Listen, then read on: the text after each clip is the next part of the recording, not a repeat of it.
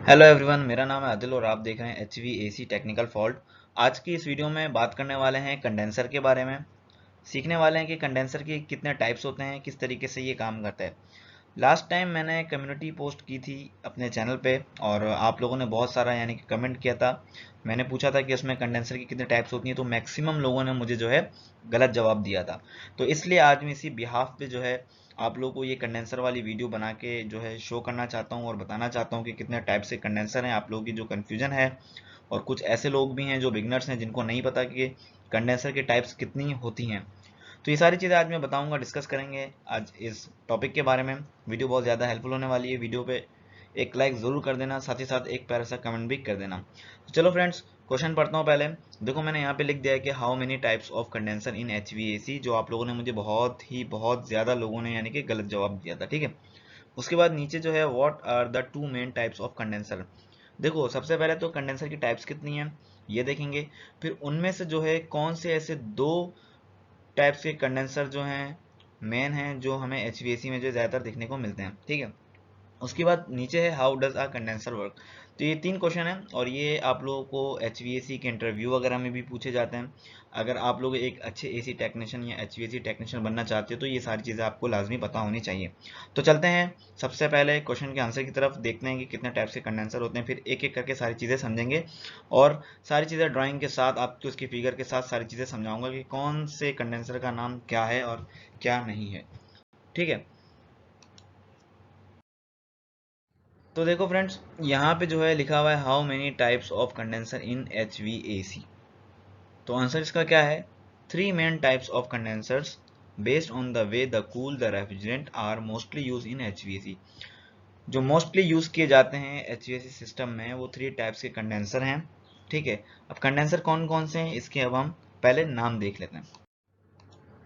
तो देखो, number one जो है air cooled condenser, number two है वाटर कूल्ड कंडेंसर, थर्ड जो है वो है एवापोरेटिव कंडेंसर। अभी देखो, बहुत से लोगों ने जो है एयर कूल्ड कंडेंसर और वाटर कूल्ड कंडेंसर के बारे में मुझे आंसर दिया था, लेकिन कुछ लोग जिनको नहीं पता, ऐसा नहीं है कि सब लोगों को नहीं पता, जो लोग बिगनर्स हैं और जिनको यानी कि डाउट है कि तीसरा यानी कि कंडेंसर जो होता है उसका नाम क्या होता है, तो देखो यहाँ पे लिखा हुआ है एवापोरेटिव कंडेंसर, ठीक है। अगर आपसे भी कोई पूछता है कि कितना टाइप्स के कंडेंसर होते हैं तो आपने बता देना है कि थ्री टाइप्स के कंडेंसर होते हैं, air cooled condenser, water cooled condenser, evaporative condenser. अच्छा फ्रेंड्स, ये तो मेन चीज़ हो गई कि air cooled condenser, water cool और एवापोरेटिव। लेकिन अब मैं आपको एक चीज़ मज़े की बता दूं कि एयर कूल्ड कंडेंसर के अंदर भी टाइप्स हैं, वाटर कूल्ड कंडेंसर के अंदर भी टाइप है, और एवापोरेटिव कंडेंसर के अंदर टाइप है या नहीं, ये सारी चीज़ें हम आगे चल के देखेंगे। तो वीडियो यार बहुत ज़्यादा हेल्पफुल होने वाली है, बहुत ज़्यादा काम की इन्फॉर्मेशन दे रहा हूँ। अगर यार चैनल पर अब तक नए हो, सब्सक्राइब बाद में कर देना, लाइक ज़रूर कर दो। तो देखो, यहाँ पे जो है एयर कूल्ड कंडेंसर में हमारे पास जो है दो टाइप्स आती हैं। एयर कूल्ड कंडेंसर पहले क्या होता है ये समझ लो। देखो, एयर कूल्ड कंडेंसर जो होता है ना, वो एयर की मदद से कंडेंसर को ठंडा किया जा रहा होता है। यानी कि जब कंडेंसर को ठंडा करते हैं तो उसकी जो कंडेंसर के अंदर जो गैस होती है उसका जो टेम्परेचर होता है वो चेंज होना शुरू हो जाता है, ठीक है। तो कंडेंसर जो होता है वो गैस की जो है कंडेंसेशन करता है, उसकी जो टेम्परेचर होती है उसकी टेम्परेचर को चेंज करता है ताकि गैस की फॉर्म जो है वेपर से लिक्विड में कन्वर्ट हो सके, ठीक है। तो ये याद रखना कि एयर कूल्ड कंडेंसर जो होता है वो एयर की मदद से जो है कंडेंसेशन करता है, ठीक है, कंडेंसर की यानी कि गैस की। अब देखो, इसमें दो टाइप्स हैं। दो टाइप्स कौन सी हैं? सबसे पहले ऊपर देख लो, नेचुरल कन्वेक्शन। इसका क्या है definition? In this type of condenser air comes into contact with the hot coil absorbing the heat of the refrigerant inside the coil resulting in an increase in their air temperature, ठीक है। उसके बाद दूसरा वाला क्या है? Forced convection. Force क्या है? किसी चीज को धक्का लगाना, किसी को फोर्स करना, ठीक है, ये वाला फोर्स है ये। तो इसकी क्या है definition? One other type of condenser is forced convection. The fan or blower plays the most important role in the removing the heat from the refrigerant inside the coil. अब देखो इसमें क्या है, मैं तुम्हें बता रहा हूँ। इसमें यह है कि देखो, नेचुरल कन्वेक्शन सबसे पहले क्या है, हम पहले इसकी जो है ड्राइंग देखते हैं फिर आपको समझ आएगा। तो देखो, ये नेचुरल कन्वेक्शन है ठीक है। नेचुरल कन्वेक्शन इसको क्यों बोलते हैं? नेचुरल कन्वेक्शन इसको इसलिए कहते हैं कि देखो ये जो आपने देखा होगा फ्रिज के बैक साइड पे ब्लैक कलर की जो जाली लगी होती है, बेसिक इसको हीट एक्सचेंजर भी बोलते हैं और ये कंडेंसर है, ठीक है। तो ये जो कंडेंसर है ना ब्लैक कलर का, जो आप लोग देखते हो फ्रिज या डिप फ्रीजर वगैरह के बैक साइड पे लगा होता है, ये जो है नेचुरल कन्वेक्शन कहलाता है। वो क्यों कहलाता है? क्योंकि ये जो है जो हमारी जो नेचुरल इन्वायरमेंट में जो एयर होती है, उस एयर की मदद से जो है इस जो कंडेंसर की हीट है उसकी रिजेक्शन की जा रही होती है, ठीक है। यानी कि उसकी हीट एक्सचेंज की जा रही होती है, क्योंकि आपको पता है जिस तरीके से कमरे में रखा हो फ्रिज या कहीं पे भी बाहर रखा हो, जो हवा चल रही होती है या कमरे में कोई हवा होती है, तो उसकी हवा की मदद से जो है इसमें आके जो है वो टच होती है और उसकी जो कंडेंसर की जो हीट है उसको वो एब्जॉर्ब कर लेती है। तो इसको कहते हैं नेचुरल कन्वेक्शन, यानी कि नेचुरल एयर से, यानी कि जो एक जगह रखी हुई हो हमारी फ्रिज वगैरह, जो नॉर्मल जो एनवायरनमेंट में एयर होती है उससे जो है कंडेंसेशन जो होती है उसको हम नेचुरल कन्वेक्शन कहते हैं, ये याद रखना, ठीक है। अब चलते हैं दूसरी तरफ। अच्छा, इसमें जो है फोर्स कन्वेक्शन जो होती है, फोर्स कन्वेक्शन क्या होती है तो देखो मैं आपको बता देता हूँ। स्प्लिट एसी है, उसके आउटडोर में कंडेंसर फैन होता है। वो फैन जो होता है वो फोर्स कन्वेक्शन होता है। क्यों? क्योंकि वो जो कंडेंसर होता है उसकी जो कंडेंसेशन कराई जाती है वो फैन की मदद से कराई जाती है। कोई भी ऐसा कंडेंसर जिसमें फैन लगा हुआ हो, जिसमें फैन की मदद से कंडेंसर को ठंडा किया जा रहा हो, वो फोर्स कन्वेक्शन कहलाता है, ठीक है। इसमें देख लो यहाँ पे जो है ऑलरेडी लिखा हुआ भी है air belong to the condenser के, और दूसरी साइड बराबर में देखोगे जो बड़ी फोटो है जिसमें 4 फैन लगे हुए कंडेंसर फैन, ये जो है ये वाले फोर्स कन्वेक्शन कहलाते हैं। यानी कि मतलब समझ लो जितने भी यानी कि यूनिट में कोई भी हो, चाहे वो एसी हो, चाहे वो चिलर प्लांट हो, चाहे वो जो है डीप फ्रीजर हो, किसी भी कंडेंसर में अगर आपको इस तरीके से फैन मिलता है तो उसको हम फोर्स कन्वेक्शन कहते हैं, क्योंकि जो फैन है वो एयर की फोर्स से जो है कंडेंसर को जो है ठंडा करता है, ठीक है। फैन जो होता है वो एयर को फोर्स करता है, आगे फेंकता है, जिसकी वजह से जो है कंडेंसर जो होता है उसकी कंडेंसेशन होती है गैस की, ठीक है। अब चलते हैं आगे की तरफ। उसके बाद आता है हमारे पास वाटर कूल्ड कंडेंसर। अब वाटर कूल्ड कंडेंसर क्या होता है सबसे पहले ये समझ लो। देखो, आपने नाम तो सुना होगा कि यार एयर कूल टाइप चिलर है, वाटर कूल टाइप चिलर है। तो वाटर कूल टाइप चिलर इसको क्यों कहते हैं? अगर नहीं पता तो सुन लो, आगे भी आपको इंटरव्यू वगैरह में भी अगर कोई पूछे तो आप उसको बता देना कि वाटर कूल जो चिलर होता है उसमें जो कंडेंसर होता है, गैस की जो कंडेंसेशन की जा रही होती है वो वाटर से की जा रही होती है। एयर कूल में फैन लगा होता है। कौन सा फैन होता है? वो होता है फोर्स कन्वेक्शन, ठीक है। तो एयर कूल में जो है एयर से जो है गैस की कंडेंसेशन कराई जाती है, वाटर कूल में जो है वाटर से जो है कंडेंसेशन कराई जाती है गैस की। तो इसका जो कंडेंसर होता है वो वाटर कूल से जो है यानी कि ठंडा होता है। और आपको ये मैं बता दूं ज़्यादातर ये आपको दिखने को मिलेंगे चिलर प्लांट में। कौन से चिलर प्लांट में? Water cool type chiller plant में। उसमें जो है आपको कूलिंग टावर दिखने को मिलेगा। कूलिंग टावर से वाटर का जो टेम्परेचर है वो 28 डिग्री समथिंग इस तरीके से आके पंप की मदद से वो सीधा जाता है सेंट्रीफ्यूगल चिलर के कंडेंसर के अंदर। और कंडेंसर के अंदर कैसे जाता है आगे आपको मैं फिगर में दिखाऊंगा। तो जब वो कंडेंसर के अंदर जाता है तो फिर वो वहाँ पे जो है हीट को जो है कंडेंसर की जो हीट होती है उसको एब्जॉर्ब कर लेता है वो वाटर, फिर उसके बाद वापस चला जाता है कूलिंग टावर के अंदर। जब कूलिंग टावर के अंदर आता है तो फिर वो वैसे ही जो है प्रोसेस है उसका कि उसका टेम्परेचर दोबारा जो है मेंटेन होता है 28 सेंटीग्रेड समथिंग। उसके बाद फिर वापसी आके जो है वो कंडेंसर के अंदर जाते हैं। फिर इस तरीके से जो है वो सर्कुलेशन चलती रहती है उसकी वाटर की। जिस तरीके से एयर कूल में जो है फैन चलता रहता है कंटिन्यूसली, इसी तरीके से वाटर कूल कंडेंसर के अंदर जो है वाटर की जो सर्कुलेशन है वो चलती रहती है, ठीक है। अच्छा, इसमें टाइप्स कौन कौन सी है मैं आपको बता दूं। देखो बेसिक इसमें 3 टाइप्स हैं, लेकिन 2 टाइप्स मैं आपको ऐसी बता दूंगा, आपको तीसरी भी खुद ही पता चल जाएगी। सबसे पहले देखो शेल एंड कॉइल कंडेंसर, दूसरी जो है शेल एंड ट्यूब कंडेंसर, तीसरी जो है ट्यूब एंड ट्यूब कंडेंसर होती है, ठीक है। लेकिन मैं आपको ये दो इसी तरीके से समझा दूंगा कि आपको तीसरे की भी जरूरत नहीं पड़ेगी फ्रेंड्स, ठीक है। चलते हैं ड्राइंग पर, इसकी ड्राइंग देखते हैं कैसी फोटो है, देखते हैं ताकि आपको समझ भी आए, और नहीं समझ आएगी तो यार मुझे कमेंट कर देना, मैं लाजमी आपको समझा दूंगा। तो देखो, शेल एंड कॉइल कंडेंसर।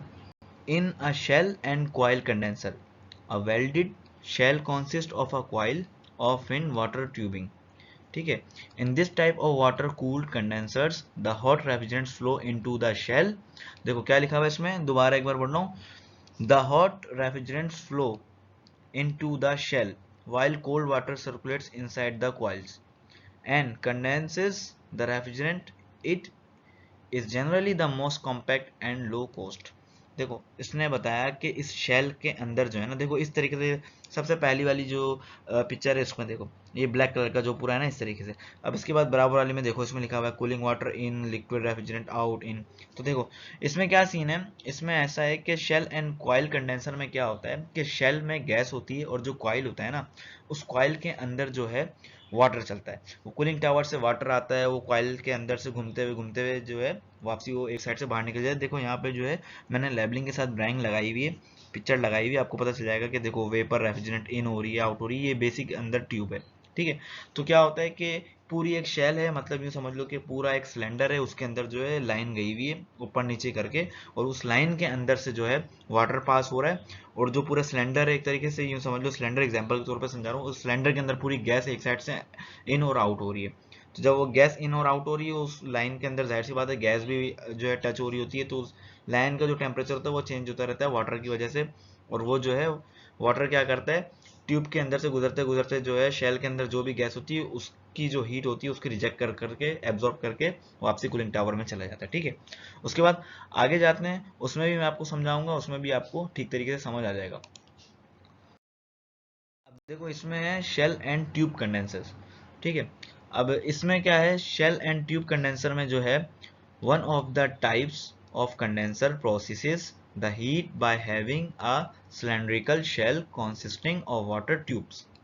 ठीक है, in shell and tubes condensers water is pumped through pipes while refrigerant flows into the shell. The installation of fins in the pipes allows for better heat transfer. देखो simple सी चीजें, यहाँ पहली drawing देख लो, इस तरीके से देखो ट्यूब्स है ना, इस तरीके से ट्यूब्स होती हैं।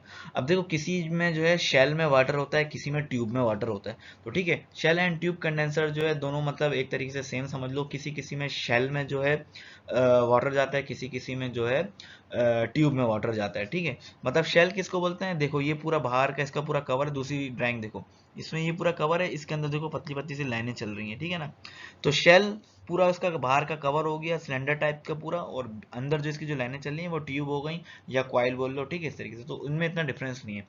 अब रही बात tube and tube type condenser, वो दोनों में भी सेम इसी तरीके से ही है। एक ट्यूब में जो है वाटर चलता है, एक ट्यूब में जो है गैस चलती है। ठीक है, तो ऐसा सीन होता है। उम्मीद है फ्रेंड्स ये सारी चीज़ें समझ आई होंगी। अगर ये समझ नहीं आया तो आप मुझे लाजमी कमेंट करो, मैं आपको अच्छे से इसकी सेपरेटली जो है वीडियो बना के दिखा दूंगा और समझा दूंगा। ठीक है फ्रेंड्स, अब चलते हैं नेक्स्ट कंडेंसर कौन सा है और उसमें कौन सी टाइप्स होती है। तो देखो यहाँ पे है evaporative condenser. This type of condenser has been developed to reduce the problem arising from the use of multiple water cooled condensers। यहाँ दोबारा देख लो, multiple water cooled condensers in small air conditioning systems। Evaporative condensers are designed to combine the functions of condenser and cooling tower।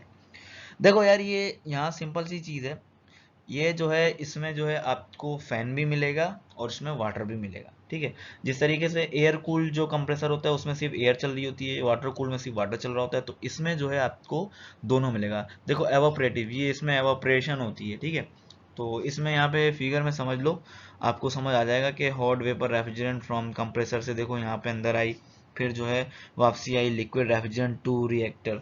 ठीक है, ये वापसी आ गई, इसके अंदर देखो पूरा कवर जो है, इसके अंदर देखो एयर इन हुई है, यहाँ से एयर इन हुई है, यहाँ से जो है पंखा जो है इसको एयर को पकड़ के खींच के ऊपर फेंक दे रहा है। ठीक है, इसी तरीके से कूलिंग पॉन्ड वाटर भी है ये।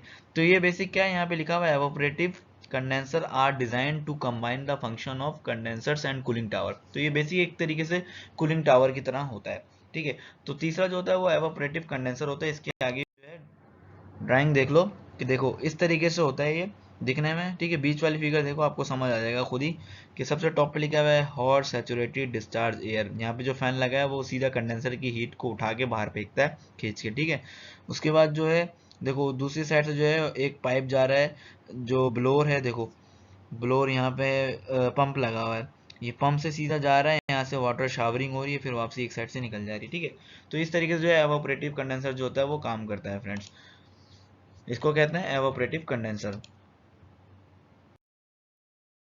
उसके बाद बात करेंगे फ्रेंड्स के how many types of condenser in HVAC. मैंने आपको बता दिया कि 3 टाइप्स के कंडेंसर होते हैं एचवीएसी में। ठीक है, अच्छा अब आती है what are the 2 main types of condenser. तो मैं आपको बता दूं 3 टाइप्स के कंडेंसर हमने पढ़े हैं, जिसमें से आपको मेन दो टाइप के कंडेंसर अगर आपसे पूछ ले तो आपने एयर कूल्ड और वाटर कूल्ड कंडेंसर बताना है। How does a condenser work, तो मैंने आपको बता दिया। एक जो है जो हमारा नेचुरल कन्वेक्शन है, दूसरा जो है फोर्स कन्वेक्शन है, ठीक है, तीसरा जो है वाटर से होता है, और जो चौथा है वो एवापोरेटिव होता है, ठीक है।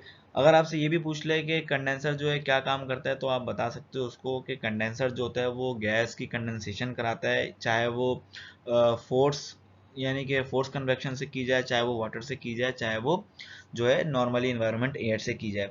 तो कंडेंसर का बेसिक काम होता है कि गैस को जो है उसकी हीट को एक्सचेंज करके जो है गैस को लिक्विड में कन्वर्ट कर देना, ठीक है।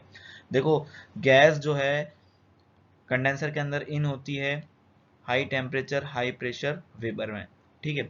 लेकिन वो फैन की मदद से या किसी भी वाटर की मदद से आप इसकी जो है यानी कि कंडेंसेशन करा रहे हो, तो जब गैस की जो कंडेंसेशन होती है उसका टेम्परेचर जब चेंज होता है तो वो एट द एंड निकलते निकलते आउटसाइड कंडेंसर के होते होते पूरी लिक्विड में कन्वर्ट हो जाती है, ठीक है। तो इस तरीके से ही होता है। तो तीनों जो क्वेश्चन थे आज मैंने आपको इसका जो है आंसर बता दिया है, और होपफुली आप लोगों को सारी चीज़ें समझ आई होंगी। इन केस अगर आपको कुछ नहीं समझ आया, कहीं पे भी आपको डाउट है, तो आप अपने भाई को बिना कुछ टेंशन या कुछ लिए सोचे बिना आप मुझे एक मैसेज या कमेंट कर सकते हो। इंशाल्लाह आपका भाई जो है आपके लिए हेल्प करने के लिए तैयार है। तो वीडियो अच्छी लगी है तो लाइक जरूर करना, साथ ही साथ एक प्यारा सा कमेंट भी कर देना। चैनल पर अब तक नए हो सब्सक्राइब के साथ साथ बेल आइकन पर लाजमी क्लिक कर देना यार, क्योंकि आपको ऐसे रिलेटेड कंटेंट और स्पेशली एचवीएसी एसी टेक्नीशियन के जॉब के रिलेटेड भी आपको वीडियोस मिलती रहेंगी। तो मिलते हैं कौन वीडियो के साथ, रखिएगा खैर, अल्लाह हाफिज़।